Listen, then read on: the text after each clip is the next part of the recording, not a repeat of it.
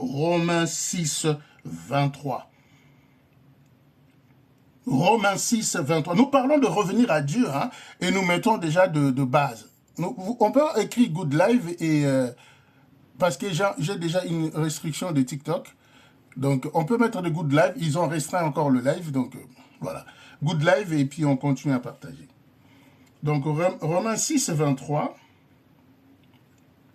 Il est écrit, je ne sais pas qui a signalé ces lives, qui commence à signaler les lives, et on continue à tapoter et à écrire Good Live. Parce que là, le live est restreint. Romains 6, 23, je lis au nom de Jésus-Christ, il est écrit, car le salaire du péché, c'est la mort. Mais le don gratuit de Dieu, c'est la vie éternelle en Jésus-Christ notre Seigneur. Car le salaire du péché, c'est la mort.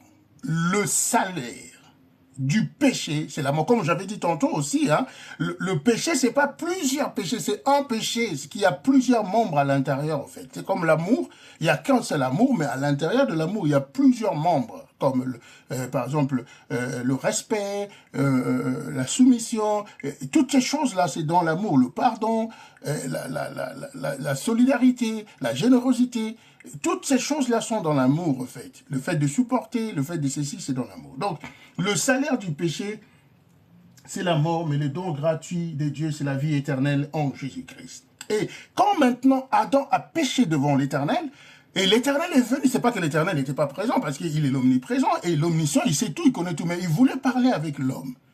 Parce que l'homme, d'habitude, il était là, dans le jardin, mais quand il a mangé l'arbre de la connaissance du bien et du mal, il s'est caché parce qu'il a découvert des choses par ses yeux, et voilà, et qui n'étaient pas auparavant honteux, mais maintenant ça devient honteux. Il dit, bon, je suis nu, je dois me cacher, ceci, cela. Et l'Éternel lui a demandé, où es-tu? Il dit, je me suis caché parce que, voilà. Et l'Éternel lui a demandé, mais est-ce que tu as mangé l'arbre pour lequel je t'avais donné l'ordre de ne pas en manger? Et il a dit, mais la femme que tu as... Donc il commençait à se renvoyer la balle pour trouver maintenant le coupable. Écoutons maintenant ce que dit l'apôtre Jacques, au premier chapitre, du 13e au 15e verset. Je lis au nom de Jésus-Christ. Que personne, lorsqu'il est tenté, ne dise « c'est Dieu qui me tente », car Dieu ne peut être tenté par le mal et il ne tente lui-même personne. Mais chacun est tenté quand il est attiré et amorcé par sa propre convoitise. Puis la convoitise, lorsqu'elle a conçu, enfante le péché, et le péché étant consommé, produit la mort. Voyez-vous? Donc le péché dans l'homme produit